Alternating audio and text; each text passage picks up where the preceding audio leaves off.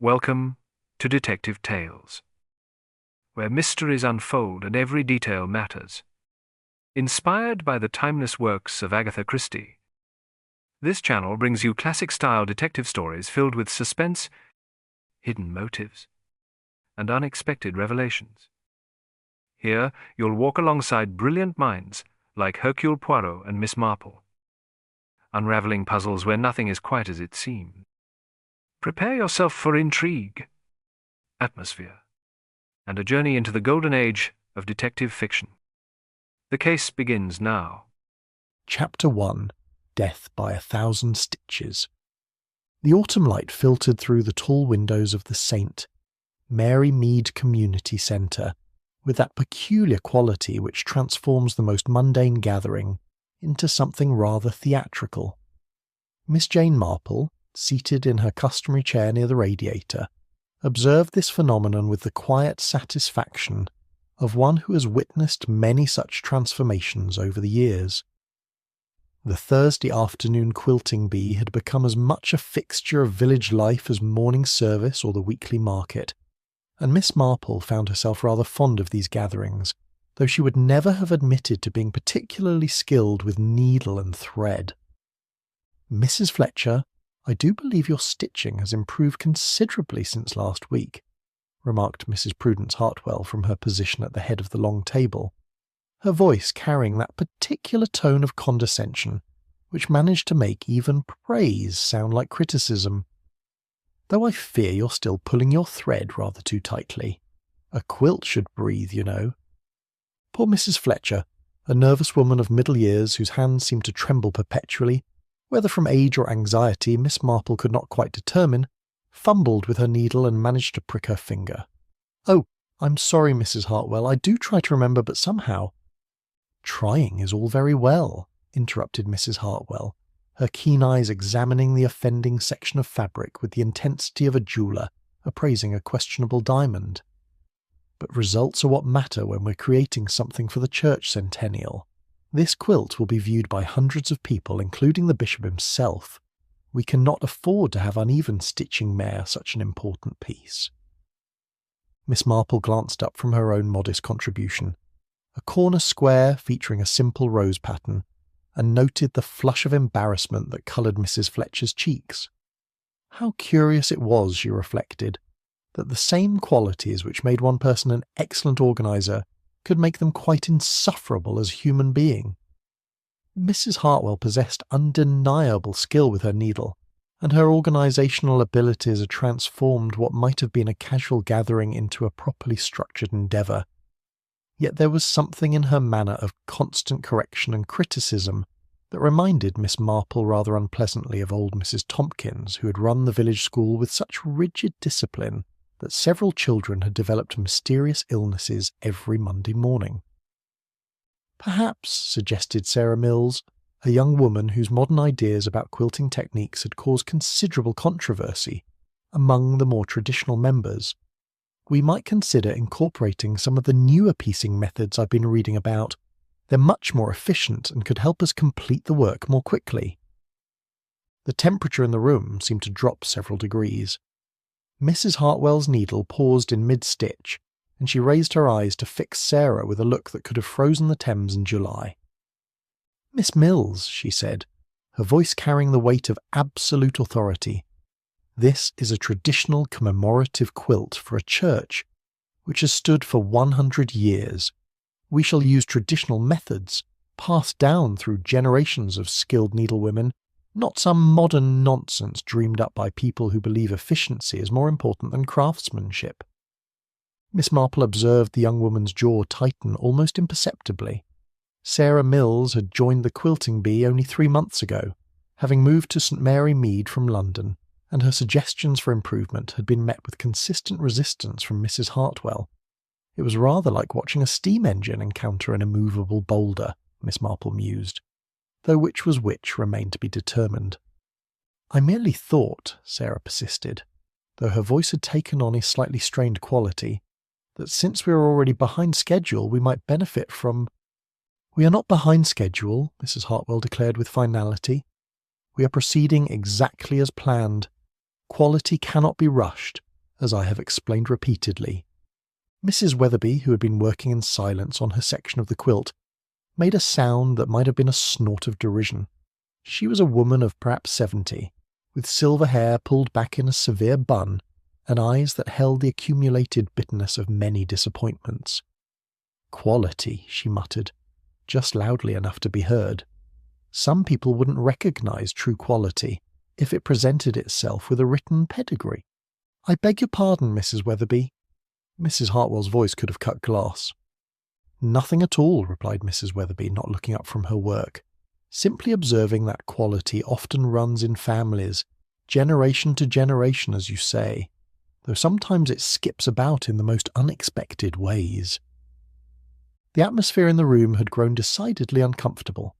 Miss Marple found herself reminded of those still, oppressive afternoons that precede thunderstorms, when the very air seems to thicken with unspoken tensions.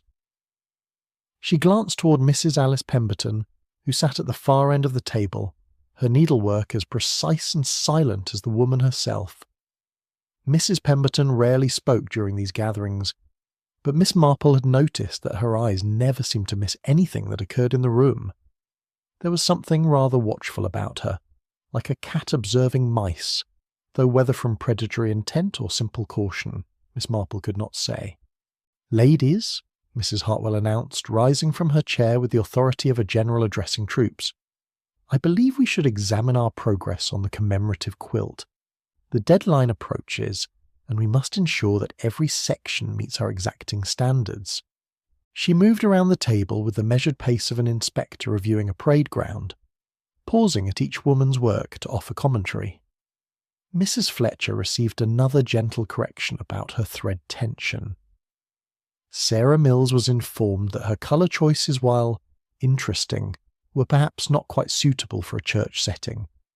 Mrs. Weatherby's section was examined in pointed silence before Mrs. Hartwell moved on without comment, a omission that spoke volumes.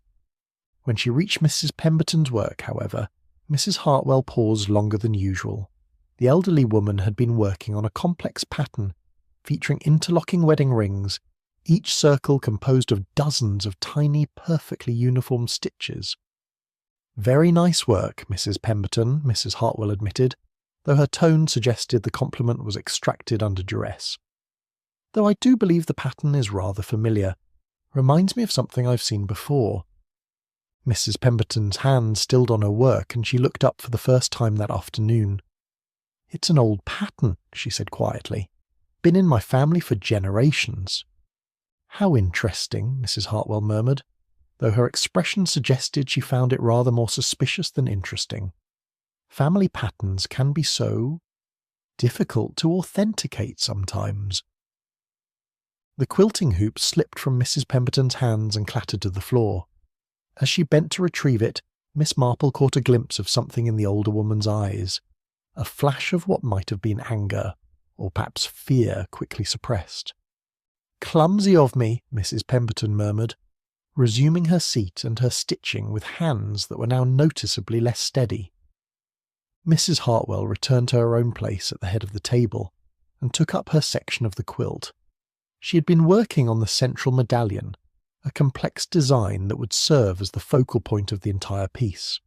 Her needlework was, Miss Marple had to admit, truly exceptional.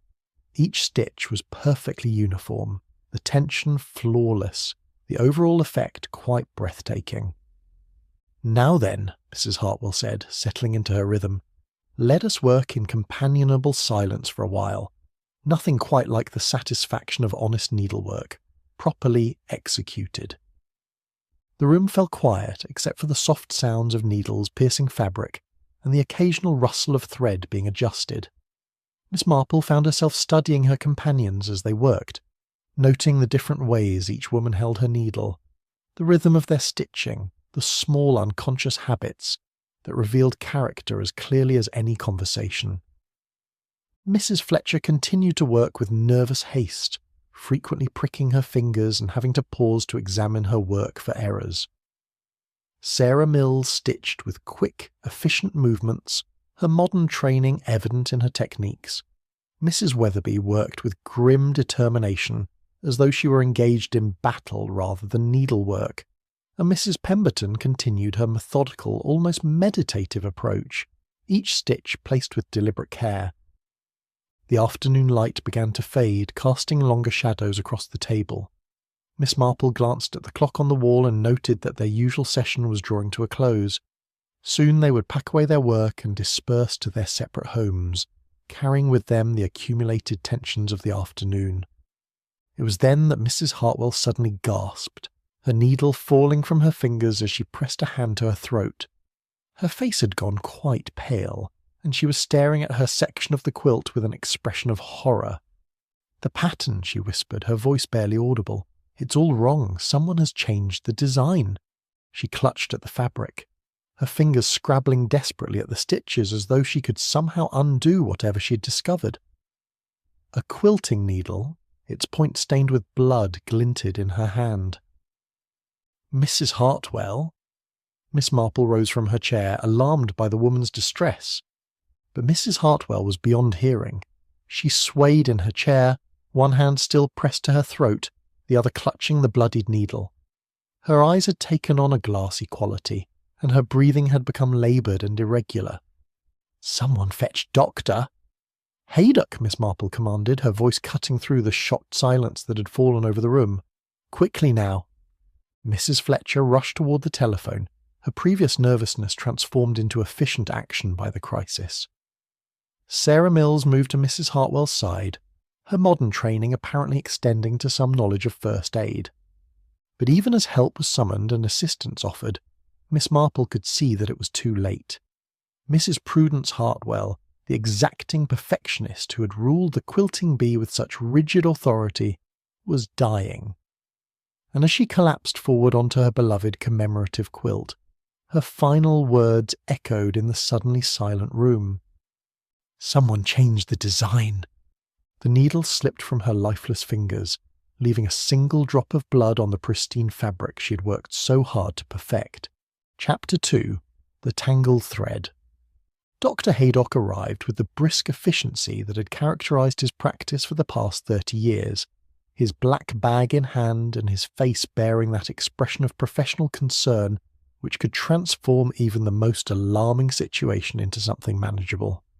Miss Marple observed him with the quiet appreciation she reserved for those who perform their duties with competence and dignity, though she rather suspected that even his considerable skills would prove inadequate to the present circumstances. "I'm afraid there's nothing to be done," he announced after his examination, his voice carrying the gentle finality that comes with long experience of such pronouncements. "Mrs. Hartwell has been dead for several minutes." The ladies of the quilting bee remained clustered near the windows, their faces bearing expressions of shock and bewilderment that reminded Miss Marple rather forcibly of the time when lightning had struck the church tower during evening service. There had been that same quality of stunned disbelief, as though the natural order of things had been suddenly and inexplicably disrupted. "But how?" Sarah Mills asked, her voice barely above a whisper. "She was speaking to us just moments ago. She seemed perfectly well, if rather agitated." Dr. Haydock straightened from his examination of the body, his expression grave. "A puncture wound to the carotid artery," he said quietly, "made with a sharp, thin instrument. The blood loss would have been rapid and, I'm afraid, fatal within minutes." Miss Marple found herself studying the scene with the methodical attention she had learned to apply to her garden when searching for the source of some mysterious blight. Mrs. Hartwell remained slumped forward over her section of the commemorative quilt, the bloodied quilting needle still visible near her right hand. Yet something about the arrangement struck her as oddly theatrical, as though the scene had been carefully composed rather than occurring naturally.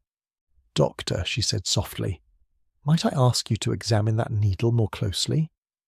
Dr. Haydock glanced at her with the tolerant expression he reserved for Miss Marple's occasional forays into detection. He had learned, over the years, that her observations were rarely without merit, even when they seemed to spring from the most unlikely sources. He bent to examine the needle without disturbing its position. After a moment he straightened with a puzzled frown. "Most curious," he murmured. The blood on this needle appears to be quite fresh, but the wound itself... No, this couldn't possibly have caused the fatal injury. "Whatever do you mean?" Mrs. Fletcher asked, her voice trembling with nerves. "The puncture wound is considerably deeper and more precise than this quilting needle could have made," Dr. Haydock explained. "Moreover, the angle is entirely wrong. This needle has blood on it, certainly, but it's not the murder weapon." Inspector Slack arrived within the hour, bringing with him that air of barely contained irritation which seemed to accompany him to every crime scene in St. Mary Mead. He was a man who preferred his cases to be straightforward affairs with obvious culprits and clear motives, and he viewed the peculiarities of village life with the suspicious eye of one who had learned to expect complications in the most unlikely places. "Right then," he announced, surveying the scene with the expression of a man preparing to tackle an unpleasant but necessary task. "What exactly happened here?" Miss Marple found herself appointed as the unofficial spokesman for the group, a role which she accepted with the quiet resignation of one who had performed similar duties on previous occasions. She recounted the afternoon's events with careful attention to detail, noting the various tensions and interactions that had preceded Mrs. Hartwell's collapse. "So you're saying," Inspector Slack said when she had finished, "that the deceased was examining the quilt when she suddenly announced that someone had changed the pattern and then collapsed?" "That is correct," Miss Marple confirmed. She seemed quite distressed by whatever she had discovered. Inspector Slack examined the section of quilt that had been directly in front of Mrs. Hartwell at the time of her death. To Miss Marple's untrained eye, the needlework appeared flawless, each stitch perfectly uniform and the overall pattern precisely executed. Yet Mrs. Hartwell's final words suggested that she had perceived some alteration or error that had caused her considerable alarm. "Dr. Haydock tells me the murder weapon hasn't been found," Inspector Slack continued, his tone suggesting that he found this development personally insulting. "Something sharp and thin, capable of penetrating the neck with sufficient force to sever the carotid artery." Miss Marple walked slowly around the table, her keen eyes taking in details that others might overlook. It was then that she noticed Mrs. Hartwell's sewing basket, which sat on the floor beside her chair. The contents appeared to have been disturbed, with threads and small tools scattered in a manner that seemed inconsistent with the deceased woman's meticulous nature. "Inspector," she said quietly, "I believe you should examine this basket." Inspector Slack crouched beside the basket with obvious reluctance. "Looks like someone's made a right mess of it," he observed. "Threads all tangled up, tools scattered about, though I suppose that could have happened when she collapsed." But Miss Marple was studying the tangled threads with the intensity of an archaeologist examining ancient artefacts. She had observed Mrs. Hartwell's working habits over many weeks, and the woman's organisation had been nothing short of obsessive. Every thread had its place, every tool its designated position. The chaos in the basket represented a complete deviation from her established patterns. "Mrs. Hartwell was most particular about her sewing supplies," Miss Marple observed. "She would never have allowed her threads to become tangled in such a manner. Someone has deliberately created this disorder." "But why?" Sarah Mills asked. "What possible purpose could it serve?" Miss Marple considered this question while continuing her examination of the basket. "Mrs. Hartwell was a perfectionist," she said slowly. "The sight of such chaos in her own supplies would have been intensely frustrating to her. Perhaps someone wished to distract her attention, to ensure that she was focused on restoring order to her basket rather than observing what was happening around her." Inspector Slack made a note in his little book, though his expression suggested he found the theory somewhat fanciful. "You're suggesting that someone deliberately tangled the threads as a form of distraction before attacking her?" "It's possible," Miss Marple replied, "though I fear we shall need to examine the matter more thoroughly before drawing any firm conclusions." The investigation continued with the methodical thoroughness that Inspector Slack brought to all his cases, despite his obvious preference for simpler matters. Each member of the Quilting Bee was questioned about their movements during the fatal afternoon, their relationships with the deceased, and their knowledge of any potential motives for murder. Mrs. Fletcher, still trembling with shock, revealed that she had received several sharp corrections from Mrs. Hartwell during the session, though she insisted that such criticism was nothing unusual. She was always most particular about the quality of our work, she said. I knew she meant well, even if her manner was sometimes rather direct. Sarah Mills admitted to having disagreed with Mrs. Hartwell about modern quilting techniques, but insisted that their differences had been purely professional. I thought her methods were outdated, she said, but I certainly didn't wish her any harm. Mrs. Weatherby proved more difficult to question, responding to Inspector Slack's inquiries with a series of cryptic comments about patterns and family traditions. When pressed about her relationship with the deceased, she merely observed that some people have a talent for claiming credit where none is due. Mrs. Pemberton, as usual, said very little. She confirmed that she had been working on her section of the quilt throughout the afternoon and had noticed nothing unusual until Mrs. Hartwell's collapse. Her manner was composed, almost detached, as though she were observing the proceedings from a considerable distance. It was while examining the quilt itself that Miss Marple made her next significant discovery. She had been studying the positioning of the various quilting hoops when she noticed that one had been moved from its usual location. The hoop typically used by Mrs. Weatherby was now positioned near Mrs. Hartwell's chair, while Mrs. Weatherby herself was using a different hoop entirely. Mrs. Weatherby, Miss Marple said gently, I notice you're using a different quilting hoop today. Is there any particular reason? The elderly woman's eyes sharpened with what might have been suspicion. That hoop has been in my family for generations, she said. I don't care to have it handled by others. Of course not, Miss Marple agreed, but I'm curious about the hoop that's now positioned near Mrs. Hartwell's chair. It appears to have been moved from your usual working area. Mrs. Weatherby glanced at the hoop in question, and for a moment her composure seemed to waver. I'm sure I don't know anything about that, she said quickly. Perhaps Mrs. Hartwell moved it herself. But Miss Marple was already examining the hoop more closely, and what she found caused her to summon Inspector Slack immediately. Embedded in the fabric stretched within the hoop were several tiny droplets of blood, barely visible against the patterned material. The blood appeared fresh, and its location suggested that it had fallen from above rather than being transferred from another source. This doesn't match the pattern of Mrs. Hartwell's wound, Dr. Haydock observed, when called to examine the discovery. The blood in the hoop suggests a different source entirely. Inspector Slack was becoming increasingly frustrated with the accumulating mysteries. So we have a murder weapon that's disappeared, a quilting needle with blood that didn't cause the fatal wound, tangled threads that may or may not be significant, and now blood in a quilting hoop that doesn't match the victim's injuries. What exactly are we dealing with here? Miss Marple settled into her chair with the air of one preparing for a long and complex puzzle.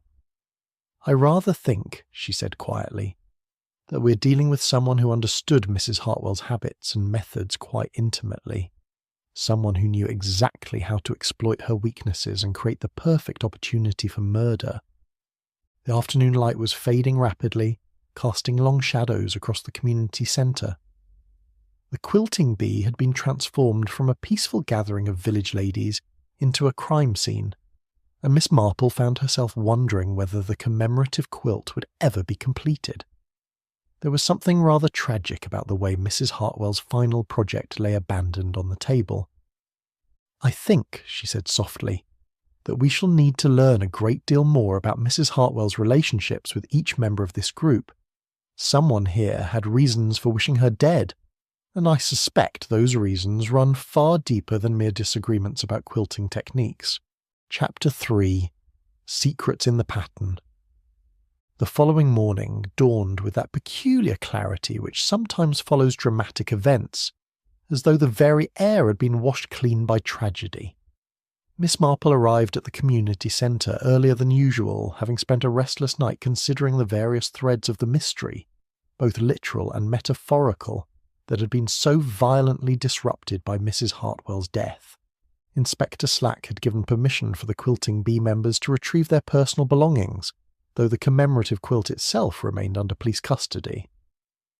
Miss Marple found herself drawn to examine the piece more closely in the morning light, her trained eye searching for whatever anomaly had so distressed Mrs. Hartwell in her final moments. The quilt was indeed a work of considerable artistry. Each section reflected the individual skill of its creator, yet the overall design possessed a harmonious unity that spoke of careful planning and coordination. Miss Marple studied the central medallion that Mrs. Hartwell had been working on, noting the intricate pattern of interlocking circles and flowing curves that seemed to dance across the fabric. It was while examining this central section that Miss Marple made her first significant discovery. Hidden within the elaborate stitching pattern, so subtle as to be nearly invisible to the casual observer, was what appeared to be a coded message. The length of certain stitches, the spacing between elements, the choice of colours, all seemed to follow a deliberate pattern that had nothing to do with the quilt's decorative purpose. Most ingenious, she murmured to herself, tracing the hidden message with her finger. The code appeared to reference financial irregularities, with numbers and initials worked into the design with remarkable subtlety. Building fund, she read slowly. Shortfall of £127, transferred to personal account, records altered. The implications were staggering. Mrs. Hartwell had been using the commemorative quilt to document what appeared to be embezzlement from the church's building fund. The very project meant to celebrate the church's centennial had become a record of its treasurer's betrayal. "Good morning, Miss Marple." The voice belonged to Mrs. Fletcher, who had entered the community centre with her usual nervous energy. "I do hope you slept better than I did. Such a dreadful business yesterday." Miss Marple looked up from her examination of the quilt, noting the dark circles beneath Mrs. Fletcher's eyes, and the way her hands trembled as she gathered her sewing supplies. "Indeed it was, my dear, though I wonder if you might help me understand something about quilting patterns." Mrs. Fletcher approached with evident reluctance, her gaze darting nervously toward the section of quilt where Mrs. Hartwell had collapsed. "I'm hardly an expert," she said quietly. "Mrs. Hartwell was always pointing out my mistakes." "Nevertheless," Miss Marple continued gently, "you have been quilting for many years, have you not?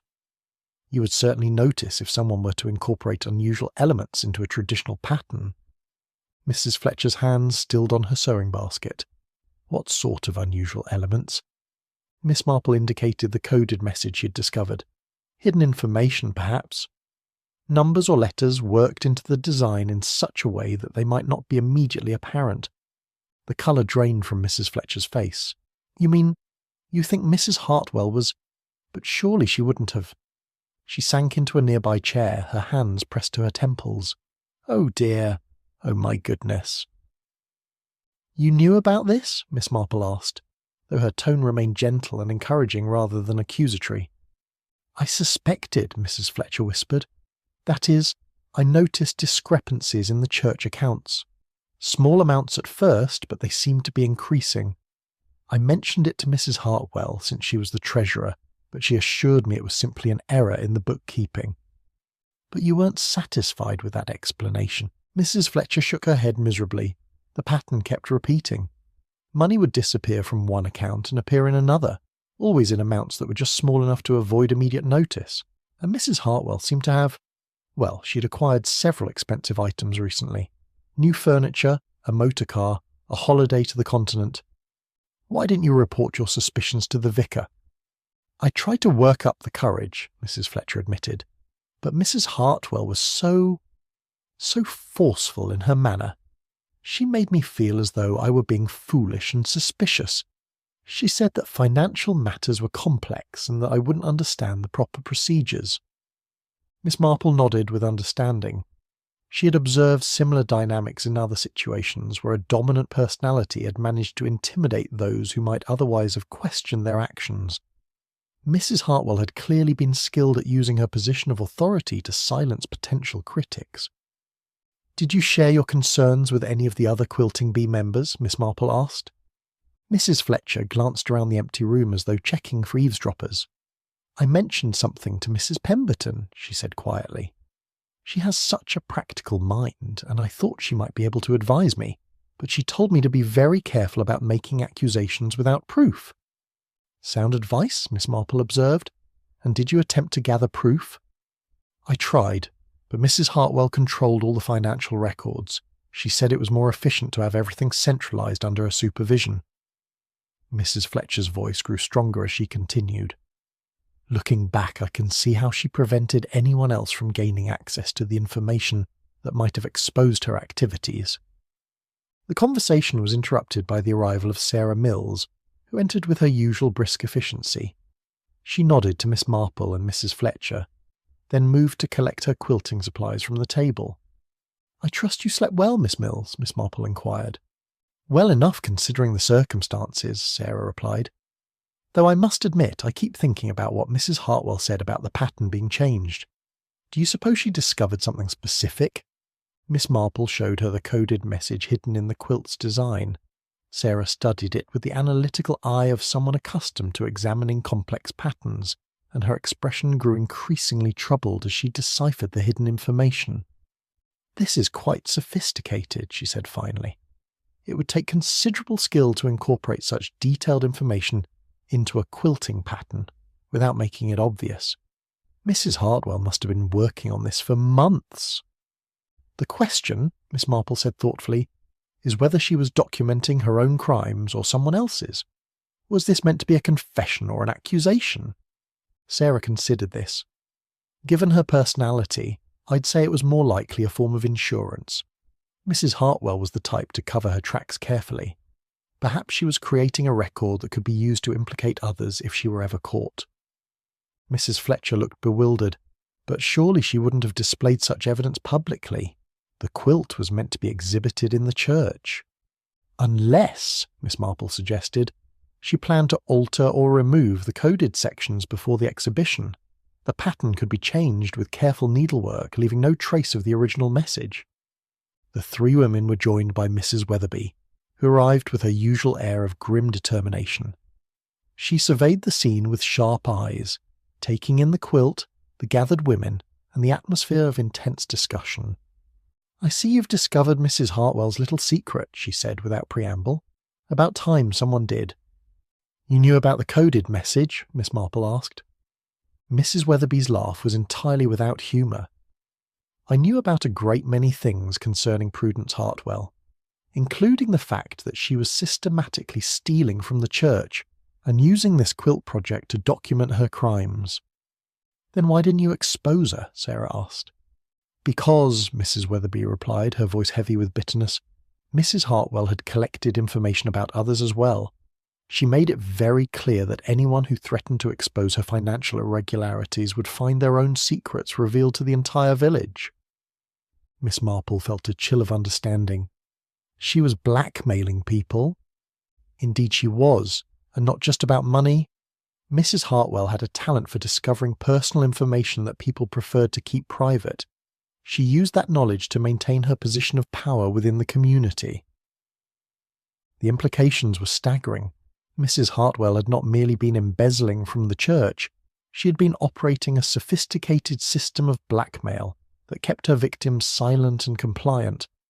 The quilting bee, with its intimate atmosphere and regular gatherings, had provided the perfect opportunity to observe and manipulate the other members.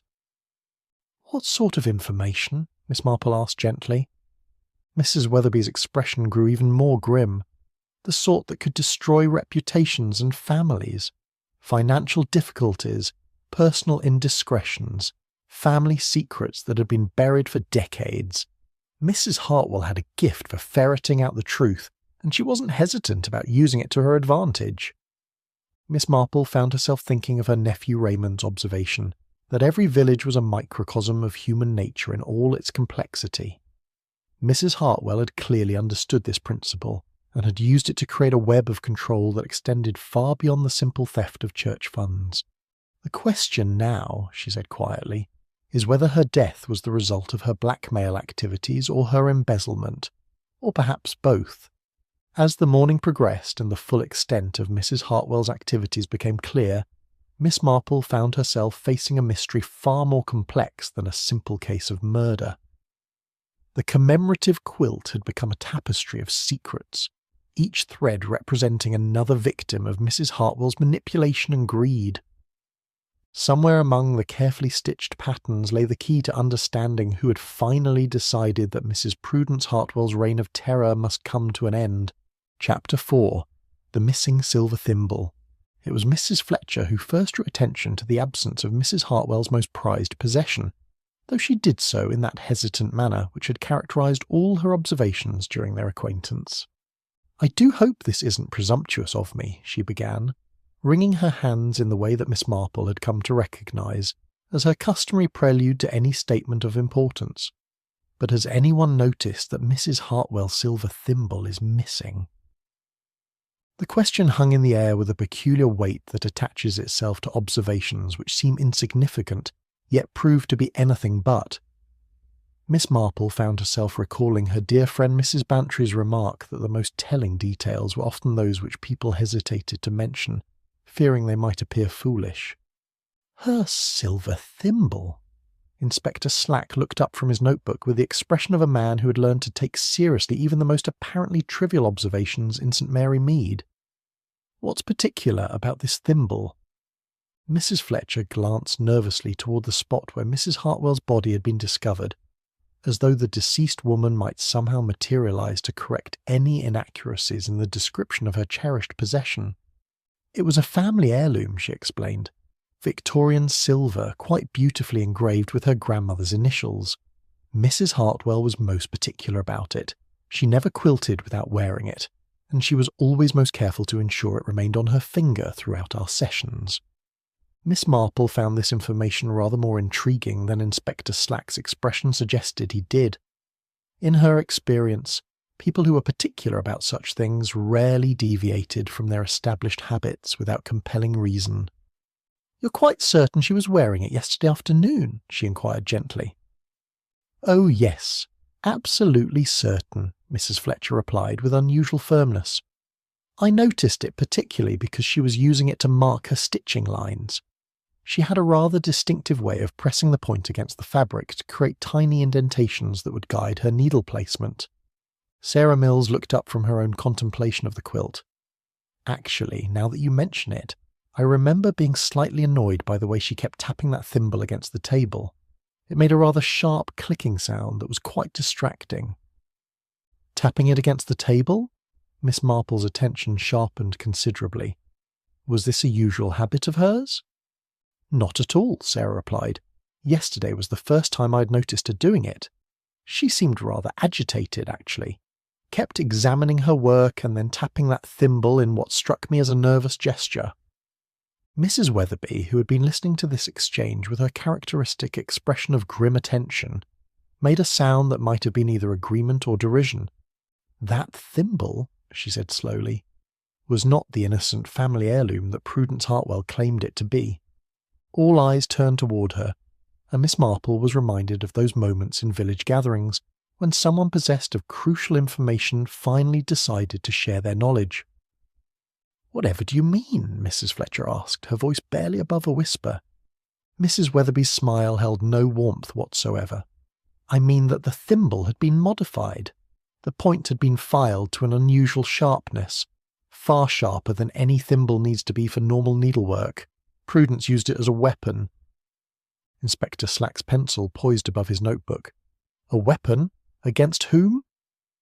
"Against the fabric of others," Mrs. Weatherby replied with bitter satisfaction. "She would deliberately use that sharpened point to damage other quilters' work when she thought no one was watching. A tiny puncture here, a pulled thread there, nothing that would be immediately obvious, but enough to ruin hours of careful work." The revelation cast Mrs. Hartwell's perfectionist standards into an entirely different light. Miss Marple found herself thinking of old Mrs. Maddox, who had run the village flower show with such rigid attention to detail that several competitors had withdrawn rather than face her scrutiny. There had been rumours about damaged entries and mysterious accidents befalling the most promising exhibits. "You witnessed this sabotage?" Inspector Slack asked. "On several occasions," Mrs. Weatherby confirmed. "Though I doubt Prudence realised I had noticed. She was always so careful to position herself where she could observe everyone else's work while appearing to focus on her own. Miss Marple was beginning to understand the true dynamics of the quilting bee. What had appeared to be a harmonious gathering of village ladies pursuing a common creative goal had actually been a carefully orchestrated system of surveillance and control, with Mrs. Hartwell using her position to maintain dominance over the other members. "The question," she said thoughtfully, "is what became of this distinctive thimble? If it was indeed missing from Mrs. Hartwell's finger at the time of her death, someone must have removed it." Mrs. Pemberton, who had remained silent throughout the discussion, finally spoke. "Perhaps," she said quietly, "someone decided to turn her own weapon against her." The suggestion sent a chill through the assembled group. If the missing thimble had indeed been used as the murder weapon, it would explain several puzzling aspects of the case. The puncture wound that Dr. Haydock had described could certainly have been made by a sharpened thimble, and such an instrument would be far more easily concealed than a traditional weapon. The killer would have intimate knowledge of Mrs. Hartwell's habits, Miss Marple observed. They would know exactly when and how she used the thimble, and they would understand its potential as a weapon. Inspector Slack was making rapid notes. "Right then. We need to search for this thimble. If it was used as the murder weapon, there might be evidence on it that could identify the killer." But Miss Marple was considering another aspect of the missing thimble's significance. In her experience, criminals often took trophies from their victims, particularly when the crime was motivated by long-standing resentment or a desire for symbolic justice. "I wonder," she mused aloud, "whether the thimble represents something more than mere evidence to be disposed of. Mrs. Hartwell's skill with the needle was her greatest source of pride and her primary means of asserting dominance over others. To take the very tool that symbolized that skill would be the perfect revenge," Mrs. Weatherby finished, her voice carrying a note of grim satisfaction. As the investigation continued, Miss Marple found herself increasingly convinced that Mrs. Hartwell's murder had been both carefully planned and deeply personal. The killer had not simply wanted to end the woman's life. They had wanted to strip her of the symbols of her power and turn her own methods against her.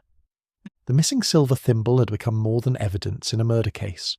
It represented the transformation of an instrument of craft into an instrument of death, a poetic justice that would have appealed to someone who had suffered under Mrs. Hartwell's systematic campaign of control and manipulation. Somewhere in St. Mary Mead, the killer possessed not only the weapon that had ended Mrs. Hartwell's life, but also the most precious symbol of her victim's identity as a quilter. Miss Marple could not help but feel that this detail revealed something significant about the murderer's psychology, and perhaps their ultimate motive for such a carefully orchestrated crime. Chapter 5. Blood on the Wedding Ring Quilt. The discovery came quite by accident, as such revelations often do in Miss Marple's experience. She'd been examining the wedding ring quilt that Mrs. Pemberton had been working on with such methodical precision, drawn by the exquisite craftsmanship of the interlocking circles that seemed to dance across the cream-coloured fabric, like ripples on a pond. It was while tracing one of these circles with her finger that she noticed the irregularity, tiny specks of crimson that had no business being part of the delicate pattern. "Inspector Slack," she called softly, her voice carrying that particular note of quiet urgency which had served her well on previous occasions, when observation had yielded unexpected fruit. "I believe you should examine this section of Mrs. Pemberton's work." The blood spatter, for such it undoubtedly was, appeared to have fallen from above in a pattern that spoke eloquently to those trained to read such evidence. Dr. Haydock, summoned once again to apply his professional expertise to the mysteries of the quilting bee, studied the tiny droplets with the concentrated attention of a scholar examining ancient manuscripts.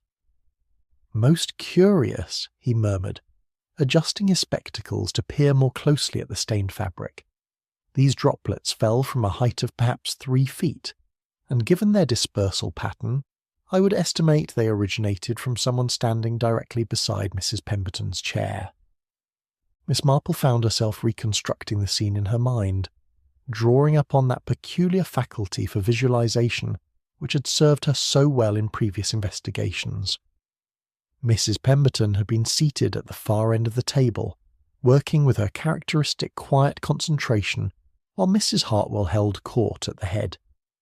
The blood on the wedding ring quilt suggested that the fatal attack had occurred not where Mrs. Hartwell's body was discovered, but rather near Mrs. Pemberton's position. "You're suggesting that Mrs. Hartwell was moved after the attack?" Inspector Slack asked, his notebook poised to record this latest complication in what was proving to be an increasingly complex case. "It would appear so, Doctor," Haydock confirmed. "The blood evidence on this quilt is inconsistent with Mrs. Hartwell having been attacked while seated at her usual position. She must have been struck while standing near this end of the table, then either collapsed or was carried to where we found her." Mrs. Pemberton, who had been listening to this exchange with her customary composure, now spoke with what Miss Marple detected as a slight tremor in her usually steady voice. "I'm afraid I must correct something I said earlier," she began, her hands folding carefully in her lap in the manner of one preparing to make an unwelcome confession. "This wedding ring pattern, it isn't actually my family design." The admission hung in the air with the weight of revelation, and Miss Marple found herself reminded of those moments in village life when long-held secrets finally demanded acknowledgement. "Whose pattern is it then?" Inspector Slack inquired, though Miss Marple suspected she already knew the answer. Mrs. Weatherby's voice, when she spoke, carried the bitter satisfaction of vindication long delayed. "It belonged to my grandmother, Eleanor Weatherby. She created it for her own wedding in 1895, and it has been in our family ever since." "Or it was," Mrs. Pemberton said quietly, "until Prudence Hartwell claimed it as her own." The story that emerged was one of systematic theft spanning decades, a pattern of appropriation that cast Mrs. Hartwell's reputation as a master quilter in an entirely different light. Mrs. Weatherby's grandmother had been renowned throughout the county for her innovative designs, and her patterns had been passed down through the family as precious heirlooms.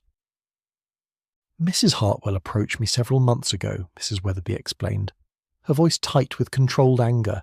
"She claimed to be researching traditional patterns for a book she was planning to publish. She was most persuasive about the historical importance of preserving these designs for future generations." Miss Marple nodded with understanding. She had encountered similar situations where appeals to noble purposes had been used to mask less admirable intentions. Mrs. Hartwell had clearly been skilled at identifying people's vulnerabilities and exploiting them for her own gain. "I allowed her to examine my grandmother's pattern collection," Mrs. Weatherby continued. "She photographed each design, claiming it was necessary for her research. I thought I was helping to preserve family traditions. Instead, she was stealing them," Sarah Mills observed, her voice reflecting the indignation of one who understood the value of creative work. "Indeed she was," Mrs. Weatherby confirmed. "I discovered her deception quite by accident when I saw an advertisement in a craft magazine. Mrs. Hartwell was selling my grandmother's patterns to commercial companies, claiming them as original designs from her own family collection. The revelation explained much about the underlying tensions that had simmered beneath the surface of the Quilting Bee's apparently harmonious gatherings. Mrs. Weatherby's cryptic comments about quality and family traditions now took on a different meaning, as did her obvious resentment toward Mrs. Hartwell's position as the group's acknowledged expert. "When did you confront her about the theft?" Miss Marple asked gently. Mrs. Weatherby's laugh held no humour whatsoever. "I attempted to do so several times, but Prudence was always too clever to allow direct confrontation. She would simply smile and suggest that patterns often evolve through communities, making it impossible to determine their true origins." "But you knew better," Inspector Slack observed. "I had my grandmother's original sketches," Mrs. Weatherby replied. "Every stitch, every measurement, every design element was documented in her own hand. There could be no question about the true authorship of those patterns." Miss Marple found herself considering the psychological impact of such theft. For someone like Mrs. Weatherby, whose family's creative legacy represented a connection to beloved ancestors and cherished traditions, the appropriation of those patterns would have been devastating. It was not merely theft of intellectual property, but theft of identity itself. I had planned to expose her at the church centennial celebration, Mrs. Weatherby admitted. I had prepared a complete documentation of her thefts, with photographs of my grandmother's original sketches and copies of the advertisements where she had sold our patterns. It would have ruined her reputation entirely. The motive for murder was becoming increasingly clear. Mrs. Hartwell had built her standing in the community on foundations of fraud, and the exposure of her crimes would have destroyed not only her reputation, but potentially subjected her to legal consequences as well. The wedding ring quilt was to be the centrepiece of your evidence, Miss Marple inquired. The most damning piece, Mrs. Weatherby confirmed. Prudence had claimed it as her great-grandmother's original design in 3 different publications. I had my grandmother's wedding photograph showing her wearing a dress made from the same pattern, dated 20 years before Prudence's great-grandmother was even born. Mrs. Pemberton, who had been working on the stolen pattern during the Quilting Bee sessions, now spoke with evident distress. I had no idea that I was helping to perpetuate her fraud.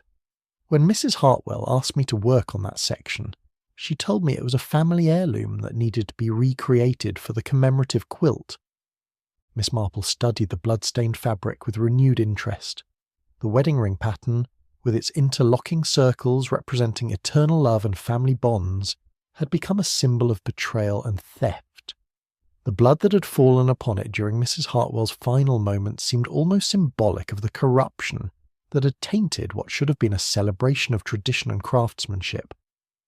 The irony, she observed quietly, is that Mrs. Hartwell's death occurred while she was surrounded by evidence of her own crimes. The very quilt that was meant to establish her reputation as a master craftsman had become a record of her systematic theft from the community she pretended to serve. As the investigation continued, Miss Marple found herself reflecting on the complex web of deception that Mrs. Hartwell had woven around herself. The wedding ring quilt, stained with blood and bearing witness to decades of fraud, had become both evidence of past crimes and the scene of ultimate justice. Chapter 6. The Seamstress Who Knew Too Much. Miss Marple had always found that the most revealing discoveries often came not from dramatic confrontations or theatrical revelations, but from the quiet observation of small, seemingly insignificant details. It was whilst tidying the community centre after the morning's investigations that she chanced upon Mrs. Pemberton's knitting bag, inadvertently left behind in the confusion following the previous day's tragic events. The bag itself was unremarkable, a serviceable canvas affair of the sort favoured by practical women of a certain age. Yet as Miss Marple lifted it to place upon the lost property table, she felt the unmistakable bulk of something substantial within its depths. Her natural discretion warred briefly with her curiosity, though she consoled herself with the thought that ensuring the safety of Mrs. Pemberton's belongings was merely a neighbourly courtesy. What she discovered nestled beneath the usual paraphernalia of needlework was a leather-bound notebook, its pages filled with meticulous handwriting in violet ink.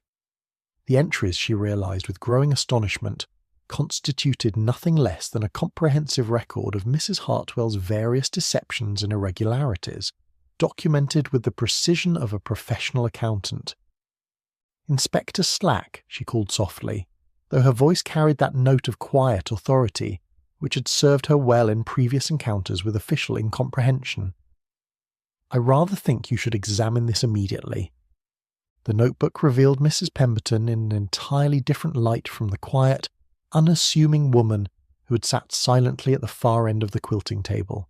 Each page testified to months of careful observation and systematic documentation, recording not only Mrs. Hartwell's financial irregularities, but also her pattern thefts, her manipulation of other Quilting Bee members, and her systematic campaign of intimidation. "Good heavens," Inspector Slack muttered, turning the pages with evident amazement. "This woman has been conducting her own private investigation. Look here, she's got dates, amounts, even copies of correspondence." Miss Marple studied the entries with the appreciation of one who recognised thoroughness when she encountered it. Mrs. Pemberton had clearly possessed both the opportunity and the skill necessary to uncover Mrs. Hartwell's various schemes. More importantly, she had understood the significance of what she was observing. "Of course," Miss Marple murmured, as understanding dawned with the gentle inevitability of sunrise. Mrs. Pemberton wasn't simply a retired village lady who enjoyed needlework. She was a professional seamstress. The distinction she realised was crucial. A professional seamstress would possess an intimate understanding of fabric, pattern construction, and the commercial value of original designs. Such a person would immediately recognise the difference between authentic traditional work and modern reproductions, no matter how skillfully executed. "She would have known," Miss Marple continued, her voice growing more certain as the implications became clear, "that many of Mrs. Hartwell's family patterns were actually stolen from other quilters. A trained eye can detect such deceptions just as surely as an expert can identify a forged painting." Inspector Slack consulted his notebook, though Miss Marple suspected he was beginning to feel somewhat overwhelmed by the accumulating complexities of the case. "So you're suggesting that Mrs. Pemberton was documenting Mrs. Hartwell's crimes with a view to exposing them?" "More than that," Miss Marple replied thoughtfully. "I believe she was building a case that would stand up to legal scrutiny. Look at the precision of these records. Every theft documented, every financial irregularity noted, every instance of intimidation carefully described. This is the work of someone who understood the importance of evidence." The notebook revealed entries dating back nearly a year, suggesting that Mrs. Pemberton had been aware of Mrs. Hartwell's activities for some time before taking action. The early entries were brief and tentative, recording small inconsistencies and minor suspicious behaviours. As the months progressed, however, the documentation became increasingly detailed and damning. "Here," Miss Marple said, indicating a series of entries from the previous month. "She's recorded Mrs. Hartwell's threats against anyone who might question her authority or expose her activities. PH warned me that those who make unfounded accusations often find their own reputation suffering unexpected damage. That sounds very much like blackmail to me." Indeed, the notebook painted a picture of systematic intimidation that extended far beyond simple professional jealousy. Mrs. Hartwell had apparently made it her business to discover potentially embarrassing information about each member of the quilting bee, using this knowledge to ensure their silence and compliance. Mrs. Pemberton recorded several instances of Mrs. Hartwell making veiled threats, Miss Marple observed. She seemed particularly concerned about maintaining her position as treasurer and pattern expert. Anyone who challenged her authority was subjected to subtle but effective pressure. The most recent entries took on an increasingly urgent tone, suggesting that Mrs. Pemberton had finally decided to take action against Mrs. Hartwell's crimes. She had apparently spent weeks gathering additional evidence and preparing what appeared to be a comprehensive report for presentation to the church board. She planned to expose everything at the centennial celebration, Inspector Slack noted, reading from the final entries. Says here she had prepared a complete dossier of evidence, including photographs of original patterns and documentation of the financial irregularities. Miss Marple found herself reflecting on the courage such a course of action would have required. Mrs. Pemberton would have known that challenging Mrs. Hartwell directly would invite retaliation, yet she had persevered in her investigation with admirable determination. "The question," she said quietly, "is whether Mrs. Hartwell discovered Mrs. Pemberton's intentions. If she had learned of this notebook and the evidence it contained, she would have been desperate to prevent its contents from being made public," Inspector Slack finished grimly. "Desperate enough to commit murder." But Miss Marple was considering another possibility, one that seemed increasingly plausible as she reviewed the evidence. Mrs. Pemberton's professional background would have given her intimate knowledge of sharp instruments and their potential applications. A seamstress would understand precisely how much pressure was required to penetrate fabric, or flesh, and would know exactly where to strike for maximum effectiveness. "I wonder," she mused aloud, "whether Mrs. Pemberton's investigation was motivated purely by concern for justice, or whether she had more personal reasons for wanting to see Mrs. Hartwell exposed." The notebook provided a partial answer to this question in its final entries, which revealed that Mrs. Hartwell had recently begun claiming credit for some of Mrs. Pemberton's own original work. The violation of a lifetime's professional integrity had apparently been the final insult that prompted Mrs. Pemberton to move from passive observation to active intervention. She writes here that Mrs. Hartwell had stolen her design for a commemorative sampler created for the church's 75th anniversary, Miss Marple noted. The pattern was subsequently sold to 3 different commercial companies, with Mrs. Hartwell claiming it as her own family heritage. The theft of one's life's work, Miss Marple reflected, would be particularly devastating to someone who had dedicated their career to the creation of beautiful and meaningful designs. For Mrs. Pemberton, the appropriation of her patterns would have represented not merely financial loss, but the erasure of her professional identity and artistic legacy. As she closed the notebook, Miss Marple found herself thinking of Mrs. Pemberton's quiet demeanour and careful observations during the quilting bee sessions. The woman who had seemed so unassuming and retiring had actually been conducting a sophisticated investigation, documenting crimes with methodical precision while planning what would have been a devastating public exposure. The seamstress who knew too much had indeed possessed dangerous knowledge, but whether that knowledge had made her a victim or a perpetrator remained to be determined. Chapter 7. Unravelling the Past. The true extent of Mrs. Hartwell's deceptions began to emerge with the methodical inevitability of truth, finally asserting itself over carefully constructed falsehood. Miss Marple found herself reminded of the occasion when old Mrs. Weatherford's prize roses had begun to wilt despite their apparent health, only to reveal upon closer examination that they had been systematically undermined by an infestation that had spread unseen through the entire garden. Inspector Slack had enlisted the assistance of the County Records Office, and the documents that arrived by special messenger painted a picture of systematic fraud spanning more than a decade. Mrs. Hartwell's reputation as a master quilter, it appeared, had been built upon foundations as insubstantial as morning mist, constructed from the stolen work of others and sustained by an elaborate web of forged documentation. According to these records, Inspector Slack announced, consulting the sheaf of papers, with the grim satisfaction of one whose suspicions had been thoroughly vindicated, Mrs. Hartwell has been selling authentic traditional patterns to museums and private collectors throughout England. Each sale was accompanied by detailed provenance documentation, claiming the patterns as family heirlooms with verified historical significance. Miss Marple examined one of the certificates with the careful attention she might have devoted to a particularly interesting botanical specimen. The forgery was quite skillful, she had to admit, complete with artificial aging and what appeared to be period-appropriate seals and signatures.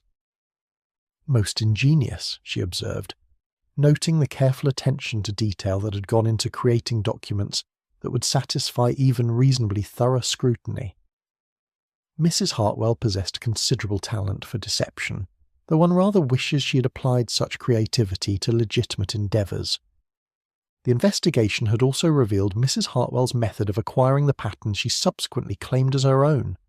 She had systematically cultivated relationships with elderly quilters throughout the county, presenting herself as a researcher, interested in preserving traditional techniques for posterity.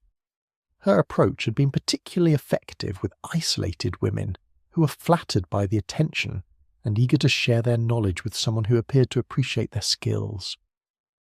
Several of these ladies have died under circumstances that the local authorities found questionable, Inspector Slack noted with evident discomfort. Nothing that could be definitively proved as foul play, mind you, but enough to raise suspicions in retrospect. Miss Marple felt a familiar chill of recognition. She had encountered similar patterns before, where what appeared to be natural deaths among the elderly revealed themselves upon closer examination to be something far more sinister. The combination of isolated victims, apparently caring visitors, and subsequent mysterious deaths formed a constellation that she had learned to regard with considerable suspicion. What sort of questionable circumstances, she inquired, though she rather suspected she already knew the answer. Falls downstairs, sudden heart failures, accidental poisonings from misidentified mushrooms, Inspector Slack recited grimly. All perfectly plausible for elderly people living alone, but remarkably convenient for someone who had recently gained access to their private pattern collections. The implications were staggering. Mrs. Hartwell had not merely been a thief and embezzler, she had potentially been a serial killer who had spent years systematically eliminating the creators of the patterns she wished to claim as her own. Each death had removed a witness who might have contradicted her claims to authorship, while simultaneously providing her with additional material for her fraudulent enterprise. The pattern of her visits is particularly telling, Miss Marple observed, studying the chronology that Inspector Slack had constructed. In each case, she approached elderly quilters under the pretense of research, spent several weeks or months gaining their trust and documenting their techniques, and then the unfortunate accidents occurred. Dr. Haydock, who had been summoned to review the medical records from these suspicious deaths, confirmed that many of the fatalities could indeed have been induced by someone with sufficient knowledge and opportunity.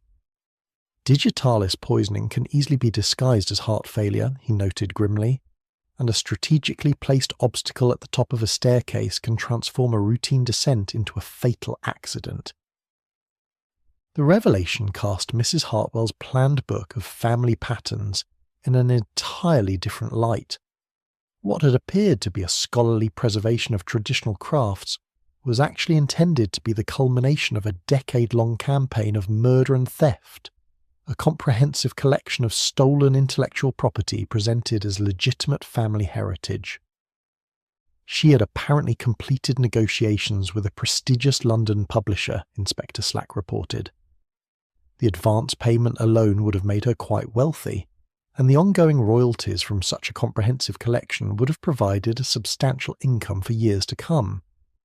Miss Marple found herself considering the psychological profile of someone capable of such systematic evil. Mrs. Hartwell had not been driven by sudden passion or desperate circumstances, but had planned and executed a complex criminal enterprise with patience and methodical precision. The woman who had criticised Mrs. Fletcher's stitching techniques with such apparent concern for quality had been systematically murdering elderly quilters for their patterns. The most disturbing aspect, she observed quietly, is the way she used the victims' own pride in their work against them. These were women who had spent lifetimes perfecting their craft, and Mrs. Hartwell exploited their desire to share their knowledge as a means of gaining access to their homes and their trust. The investigation had also uncovered evidence of Mrs. Hartwell's plans for the quilting bee itself. According to documents found in her home, she had been systematically cataloguing each member's family patterns and techniques, apparently with the intention of eventually claiming them as part of her own heritage collection. She had detailed notes on every quilter she had encountered, Inspector Slack explained, including sketches of their patterns, photographs of their work, and assessments of their commercial potential. The quilting bee was essentially a hunting ground where she could identify valuable patterns while maintaining the appearance of innocent social interaction. Mrs. Pemberton's notebook had provided the key to understanding this larger pattern of criminal activity. Her professional training had enabled her to recognise the telltale signs of systematic theft, while her methodical nature had driven her to document the evidence with legal precision. Mrs. Pemberton had been corresponding with several of the museums and collectors who had purchased patterns from Mrs. Hartwell, Miss Marple noted. Consulting the notebook once again, she had identified discrepancies in the provenance documentation and was preparing to present evidence of widespread fraud to the appropriate authorities. The scope of Mrs. Hartwell's crimes had grown beyond simple embezzlement, from the church-building fund to encompass murder, fraud, and the systematic erasure of cultural heritage. Her planned dissolution of the quilting bee after completing the commemorative quilt would have eliminated the final witnesses to her methods, while providing her with a magnificent centerpiece for her fraudulent collection. The truly tragic aspect, Miss Marple reflected, is that Mrs. Hartwell possessed genuine skill with the needle. Had she chosen to build her reputation on legitimate foundations, she might have achieved considerable success and recognition without resorting to theft and murder. Instead, she had chosen to construct her identity upon the stolen work of others, creating a hollow edifice that required constant maintenance through intimidation, blackmail, and ultimately violence. The commemorative quilt, intended to celebrate a century of faith and community, had become a monument to deception and betrayal. As the full extent of Mrs. Hartwell's crimes became apparent, Miss Marple found herself reflecting on the curious irony that the woman's final project, a quilt meant to honour tradition and continuity, had actually been intended as the ultimate theft of cultural heritage from the very community she pretended to serve. Chapter 8: The Final Square. The commemorative quilt lay spread across the long table like a map of human ambition and betrayal, each carefully stitched square telling its own story of trust violated and heritage stolen. Miss Marple stood before it, with the quiet contemplation of one who had learned to read the deeper meanings hidden within apparently innocent activities, much as she might study the annual flower show entries for signs of the subtle competitions and jealousies that lurked beneath the surface of village life. It was to have been her masterpiece, she observed to Inspector Slack, who was examining the various sections with the methodical attention of someone finally beginning to comprehend the true scope of the deception they were investigating. Not merely another theft, but the culmination of her entire fraudulent enterprise. The quilt represented something far more sophisticated than Mrs. Hartwell's previous crimes. Where she had previously stolen individual patterns from isolated victims, the commemorative project had provided her with an opportunity to acquire a comprehensive collection of family designs under the guise of communal celebration. Each member of the quilting bee had contributed their most treasured patterns, unknowingly providing Mrs. Hartwell with valuable intellectual property that she could subsequently claim as her own heritage. "Look here," Miss Marple continued, indicating Mrs. Fletcher's contribution to the project, a delicate rose pattern that had apparently been passed down through 3 generations of her family. Mrs. Hartwell had been systematically photographing each woman's work during our sessions, creating detailed documentation of their techniques and design elements. Inspector Slack consulted his notebook, where he had been recording the increasingly complex web of Mrs. Hartwell's activities. According to the documents we found in her study, she had already prepared copyright applications for several of these patterns, claiming them as original designs from her own family collection. The implications were staggering in their audacity. Mrs. Hartwell had not merely intended to steal the patterns, she had planned to establish legal ownership of them, ensuring that the true creators and their families would have no recourse if they attempted to challenge her claims. The quilting bee had been transformed from a celebration of community heritage into an elaborate confidence scheme designed to strip the participants of their cultural legacy. "Mrs. Pemberton understood this, didn't she?" Miss Marple mused, studying the wedding ring pattern that had revealed so much about the true dynamics of the group. Her professional background would have made her immediately suspicious of Mrs. Hartwell's methods and motives. Indeed, Mrs. Pemberton's notebook had contained detailed observations about Mrs. Hartwell's systematic documentation of each quilter's work. She had noted the strategic positioning of cameras during their sessions, the careful questioning about family histories and pattern origins, and the subtle pressure to contribute their most significant designs to the commemorative project. She recorded Mrs. Hartwell encouraging each of us to share our family's most precious patterns for the quilt, Miss Marple recalled, remembering the persuasive enthusiasm with which their leader had promoted the project. She made it sound like a wonderful opportunity to preserve our heritage for future generations. Sarah Mills, who had arrived to collect her belongings under police supervision, overheard this observation and added her own perspective with the bitter clarity of hindsight.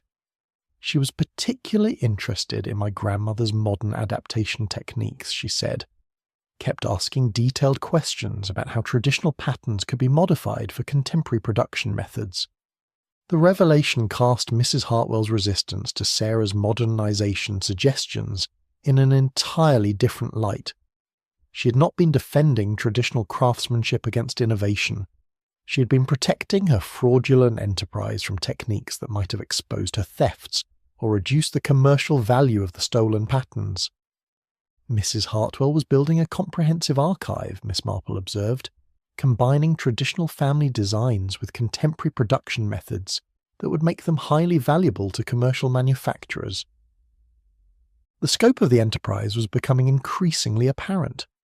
Mrs. Hartwell had not been planning a simple book of patterns, but rather a multimedia commercial venture that would have included detailed instructions, historical documentation, and modern adaptations suitable for mass production. The profits from such a comprehensive collection would have been substantial and ongoing. According to her correspondence with a publisher, Inspector Slack noted, she had already negotiated licensing agreements for several international markets. The commemorative quilt was intended to serve as the centrepiece of a major publicity campaign. Mrs. Weatherby, who had been listening to this discussion with the grim satisfaction of vindication finally achieved, spoke with her characteristic directness. She planned to dissolve the quilting bee immediately after completing the commemorative project, she revealed, claimed that our work together had served its purpose and that it was time for us all to pursue individual interests. The statement completed the picture of Mrs. Hartwell's calculated exploitation of the group. Once she'd obtained all the valuable patterns and documented the necessary techniques, the quilting bee members would have been dismissed, their usefulness exhausted. Any subsequent attempts to challenge her ownership of their family designs would have been complicated by the passage of time and the destruction of the group that might have provided collaborative testimony. The final square, Miss Marple said softly, examining the central medallion that Mrs. Hartwell had been working on at the time of her death, was to have been her signature piece, the element that would establish her as the primary creator of the entire work. The medallion was indeed remarkable, incorporating design elements from each of the other sections in a complex pattern that appeared to unify the diverse contributions into a coherent whole. Yet viewed with the knowledge of Mrs. Hartwell's true intentions, the piece took on a more sinister significance as an attempt to subsume the individual heritage of each quilter into her own artistic identity. She was erasing us, Mrs. Fletcher observed with quiet horror, taking our family's histories and making them part of her own story. The psychological impact of such systematic cultural theft extended far beyond mere financial considerations. Mrs. Hartwell had been attempting to appropriate not just patterns and techniques, but the entire emotional and historical significance that these designs held for their creators.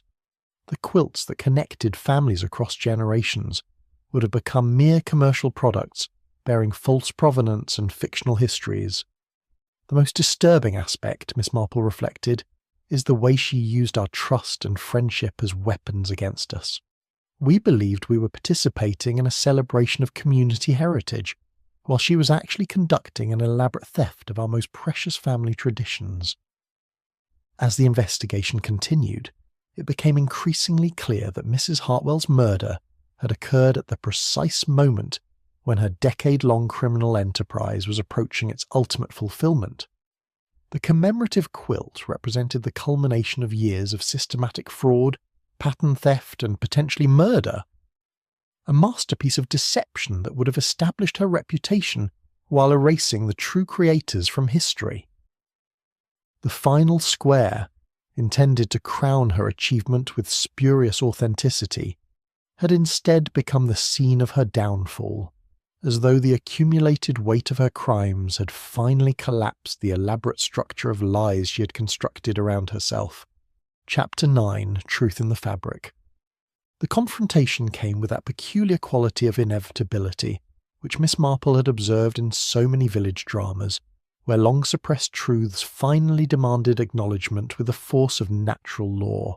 She had arranged for all the surviving members of the Quilting Bee to gather in the community centre that evening, ostensibly to discuss the future of their commemorative project, though she rather suspected that more pressing matters would soon claim their attention. Mrs. Pemberton arrived precisely at the appointed hour, her customary composure intact despite the considerable strain of the preceding days. She settled into her usual chair at the far end of the table with the methodical precision that had characterised all her actions during their acquaintance, though Miss Marple noted a certain tightness about her eyes that suggested the maintenance of such calm required considerable effort. "I believe," Miss Marple began with the gentle authority that had served her well in previous exercises of village justice, "that we have all been rather naive about the true nature of our gatherings here. What we assumed to be a celebration of community heritage was actually something far more sinister." The accusation hung in the air with the weight of absolute certainty, and Miss Marple observed the various reactions with the careful attention of one who had learned to read character in the smallest gestures and expressions. Mrs. Fletcher's hands trembled as she reached for her handkerchief, while Sarah Mills maintained the alert posture of someone prepared for unpleasant revelations. Mrs. Weatherby's face bore an expression of grim vindication, as though long-held suspicions were finally receiving official confirmation. But it was Mrs. Pemberton's reaction that proved most telling. The elderly woman's hands stilled completely in her lap, and her gaze fixed upon the commemorative quilt with an intensity that seemed to Miss Marple rather more significant than mere curiosity. "Mrs. Pemberton," she continued quietly, "I think you have something to tell us about Mrs. Hartwell's final moments." The silence that followed possessed that peculiar quality which precedes moments of profound revelation, reminding Miss Marple rather forcibly of the atmosphere in church just before the vicar announced some particularly momentous piece of parish news. Mrs. Pemberton remained motionless for several long moments, her professional composure warring visibly with what appeared to be an overwhelming need for confession. "Yes," she said finally, her voice carrying the quiet dignity of one who'd reached a decision of considerable import. "I believe I do." The admission came with the measured cadence of someone who had spent considerable time preparing for this moment, though Miss Marple suspected that the preparation had been more psychological than practical in nature. "I killed Prudence Hartwell," Mrs. Pemberton announced with the same matter-of-fact tone she might have used to describe the weather. "I used her own silver thimble to strike the precise spot on her neck that would cause immediate and fatal blood loss." Inspector Slack, who had been observing from his position near the window, straightened with the alertness of a hunter who had finally cornered his quarry. Yet something in Mrs. Pemberton's manner suggested that this was to be no ordinary confession, but rather a carefully considered statement of justification. "She had not merely been stealing our patterns," Mrs. Pemberton continued, her voice growing stronger with each word. "She had been systematically destroying the entire tradition of collaborative quilting that our grandmothers and great-grandmothers had created and sustained through generations of shared knowledge and mutual respect." Miss Marple found herself recalling her dear friend's observation that the most dangerous criminals were often those who believed their actions to be morally justified, transforming personal grievances into cosmic crusades for justice. "You discovered the full extent of her plans," she observed gently. "Indeed I did," Mrs. Pemberton confirmed. "As a professional seamstress, I possessed both the knowledge to recognise her systematic theft and the connections to verify my suspicions. I had been corresponding with museums, collectors, and other quilting groups throughout England. The pattern of her activities was unmistakable. The confession revealed Mrs. Pemberton's actions to have been far from impulsive. She had been conducting a parallel investigation to the one documented in her notebook, using her professional network to trace the origins of patterns that Mrs. Hartwell had been selling as family heirlooms. I discovered that she had been claiming credit not only for stolen traditional patterns, but also for my own original designs," Mrs. Pemberton explained, her voice taking on a note of profound betrayal. Work that represented 40 years of professional development and artistic growth was being marketed as her family heritage. The violation extended beyond mere financial considerations into the realm of artistic identity and professional legacy. Mrs. Pemberton had devoted her career to the creation of original designs that reflected both traditional techniques and contemporary innovation, only to discover that her life's work was being appropriated by someone who had contributed nothing to its development. "But surely," Mrs. Fletcher interjected with her characteristic nervous hesitation, "you might have exposed her activities through legal channels." Mrs. Pemberton's smile held no warmth whatsoever. Mrs. Hartwell had made it quite clear that anyone who threatened her enterprise would find their own secrets exposed to public scrutiny. She possessed compromising information about each member of this group, gathered through years of careful observation and strategic questioning. The revelation explained much about the atmosphere of subtle intimidation that had characterized their gatherings. Mrs. Hartwell had not merely been documenting patterns and techniques, she had been collecting personal information that could be used to ensure the silence and compliance of potential witnesses to her activities. Moreover, Mrs. Pemberton continued, I had discovered evidence suggesting that she had murdered several elderly quilters whose patterns she coveted. Legal proceedings would have taken years, during which additional victims might have suffered similar fates. Miss Marple nodded with understanding. She had encountered similar situations where the machinery of official justice moved too slowly to prevent further harm, creating moral dilemmas that tested the boundaries between law and justice. So you decided to take direct action, Inspector Slack observed, his tone suggesting professional resignation rather than moral condemnation. I used my knowledge of anatomy, gained through 40 years of fitting garments to women's bodies, to identify the precise point where a single strike would prove immediately fatal, Mrs. Pemberton explained with clinical precision. The sharpened point of her silver thimble provided the perfect weapon. Poetic justice, one might say. The confession possessed that quality of absolute honesty, which Miss Marple had learned to recognise in those rare individuals who had committed crimes for genuinely principled reasons. Mrs. Pemberton showed no remorse for her actions, only a quiet satisfaction at having prevented further harm to the quilting community and its cherished traditions. I felt no guilt then, and I feel none now, she concluded. Prudence Hartwell was a cancer that was destroying everything beautiful and meaningful about our shared heritage. Someone had to stop her, and I possessed both the means and the moral justification to do so. As Inspector Slack performed his duty and placed Mrs. Pemberton under arrest, Miss Marple found herself reflecting on the complex moral landscape that had produced such a carefully calculated act of violence. The woman who had seemed so quiet and unassuming had actually been the guardian of traditions that stretched back through generations, willing to commit murder to preserve what she saw as the sacred trust of collaborative creativity. Chapter 10. Justice Sewn Together. The autumn following Mrs. Pemberton's trial brought with it that curious sense of restoration which Miss Marple had observed after other village upheavals, when the natural order reasserted itself with the gentle persistence of ivy reclaiming a damaged wall. The St. Mary Mead Community Centre had been thoroughly aired and rearranged, yet something of its former associations lingered in the quality of light that fell across the long table where tragedy had once interrupted the peaceful pursuit of needlework.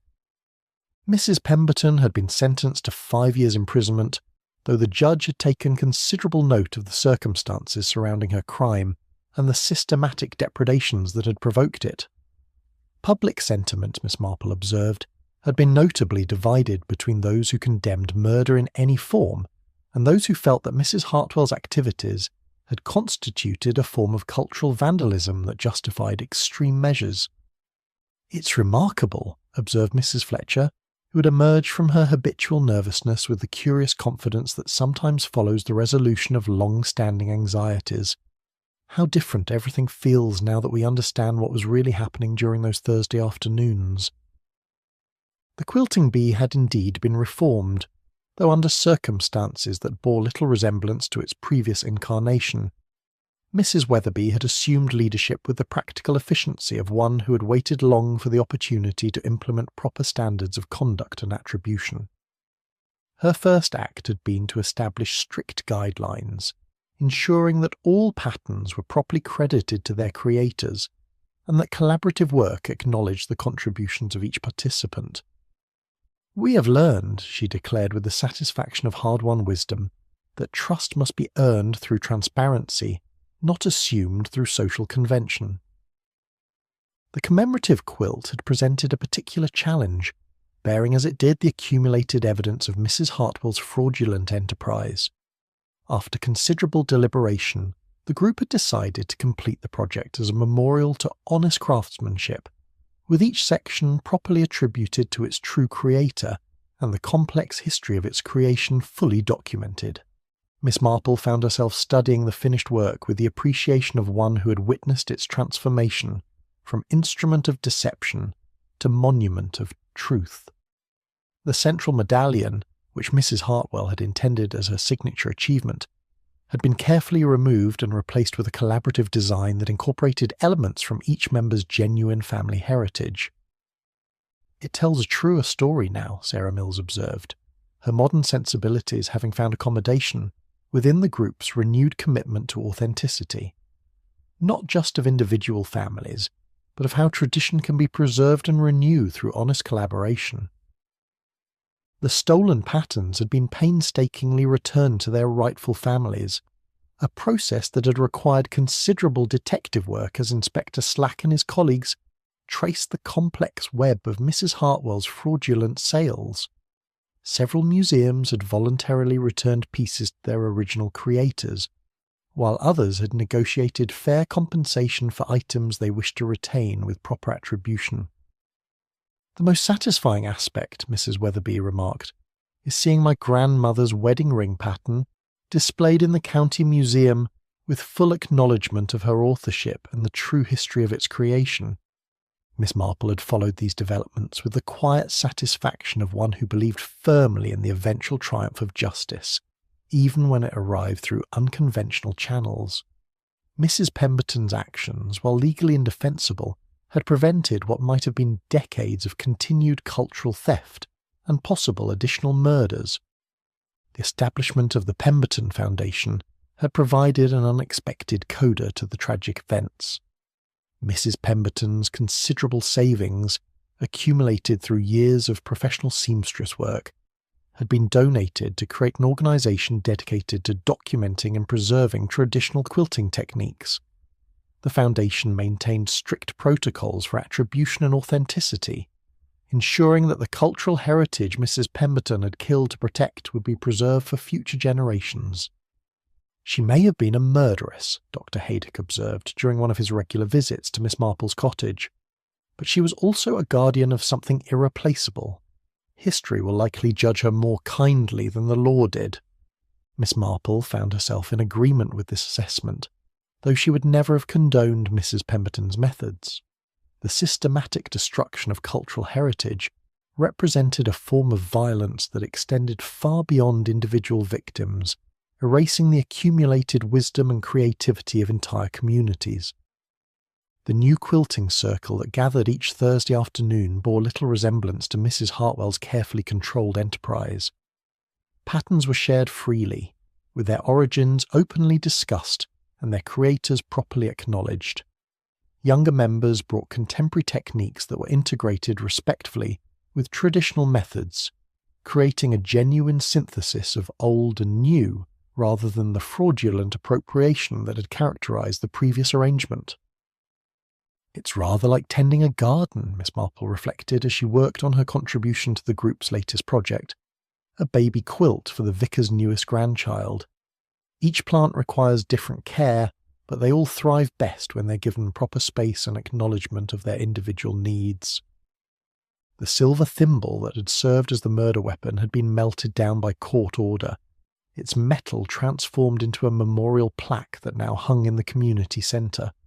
The inscription, chosen by a unanimous vote of the Reformed Quilting Bee, read simply, "In memory of all quilters whose work has been stolen, and in honour of those who preserve our heritage with honesty and respect."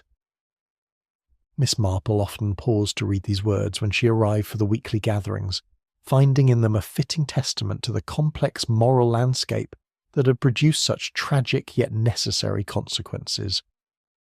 The plaque served as both memorial and warning, reminding all who saw it that the destruction of cultural heritage was a crime that might provoke desperate remedies. The community had learned valuable lessons about the importance of transparency and the dangers of unchallenged authority. Mrs. Hartwell's reign of subtle tyranny had been possible only because her victims had been isolated from one another, each believing themselves alone in their suspicions and powerless to challenge her dominance. "We must never again allow one person to control our shared heritage," Mrs. Weatherby had declared, and this principle had become the foundation upon which the new quilting circle operated. As winter settled over St. Mary Mead, Miss Marple found herself reflecting on the curious way that even the most tragic events could ultimately serve constructive purposes. Mrs. Hartwell's crimes had revealed the fragility of cultural traditions and the vigilance required to protect them, while Mrs. Pemberton's desperate action had ensured that these lessons would not be forgotten. The commemorative quilt now hung in the church vestry, its complex history fully documented in an accompanying display that told the complete story of its creation. Visitors could trace the journey from deception to truth, understanding how traditional crafts could be corrupted by individual greed and redeemed through community commitment to honesty and proper attribution. In the end, Miss Marple concluded justice had indeed been sewn together, though the pattern had proved far more complex than anyone might have anticipated.